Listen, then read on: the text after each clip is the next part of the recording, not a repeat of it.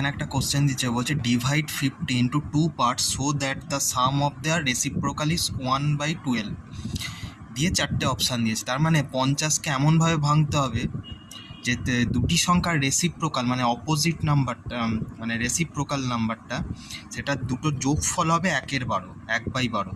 দেখো আমি যদি ফার্স্ট অপশানটা দেখি, এটা অপশান টেস্ট করে করতে হবে। দেখো যদি ফার্স্ট অপশানটা দেখি, দেখো 20 রেসিপ্রোকাল কত 1/20, 30-এর রেসিপ্রোকাল কত 1/30। এবার দেখো 20 আর 30-এর এলসিএম করলে কত হচ্ছে 60 হচ্ছে। দেখো 20 3 আর 2 5 মানে 5/60 হচ্ছে।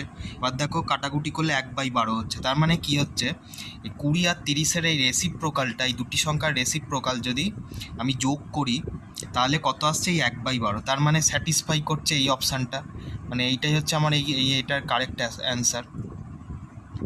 এইভাবে তোমাকে অপশান টেস্ট করে দেখতে হবে, যে অপশানটা আসবে সেইটাই হচ্ছে অ্যান্সার।